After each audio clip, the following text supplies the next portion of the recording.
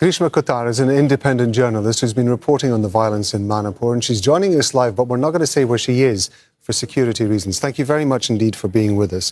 The video itself is shocking. We're not showing it here on Al Jazeera, but the fact also that this happened back in May, and if this video hadn't appeared and gone viral, then nobody would really have known about it, perhaps is equally shocking.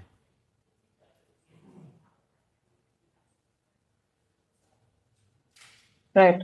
The thing is, people were aware of this, right? The Kuki-Zo community, civil society organizations of the Kuki-Zo community did speak about this in May itself.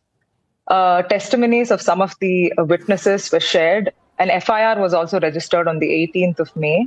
But till the video went viral, there was no action, any kind of prosecution done by the Manipur police. And that is part of the problem. The criminal justice system in Manipur is completely dead when it comes to Kuki-Zo people or the crimes that have been committed against them.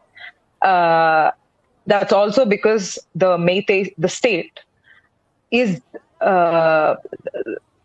comprised of people from the Meitei community, right? The CM of the state is Meitei himself. And since the violence, even before the violence, the Meitei community has regularly targeted the Kuki-Zo community, and this is something that is already on record.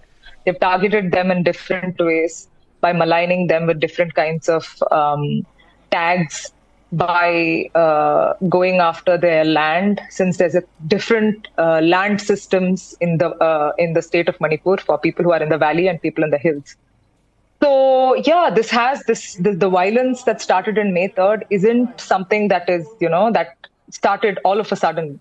There's been a lead up to the violence, and what has been happening since is something that the world has seen.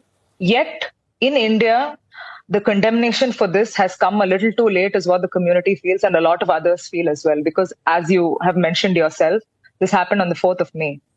The local media, that is the regional media in Manipur, did not report about it. The national media eventually started reporting about sexual assault only as late as late June. So it's pretty bad. It's pretty bad. Even worse, because if only a video like this can get you to start speaking up, then as I've stated in my report, the question from the community is, we've been talking about this for a while. Why is it that only you need a graphic video like this to, see what's happening to us? That is what the people from the community told me. I haven't seen the video myself, but I understand that some of the men involved in this were clearly identifiable in the video. What do you think that tells us about the attitude of people who take part in something like this? Well, so there has been a lot of conversation. The narrative has been about how mobs are running amok, right? But how will mobs run amok and participate in such crime if there is no state sanction of it? That's a question that is, that already has some answers, but I think the kind of impunity that we've seen in Manipur, that I've seen in Manipur in the last 1.5-ish months that I've been here, is testament to the fact that the state government in Manipur has completely failed. Not only have they perpetuated the violence, they've also looked the other way. The internet ban, for that matter, civil rights activists have been opposing it for this very reason, right? The internet ban is still on. How did the video emerge then? That's a question also.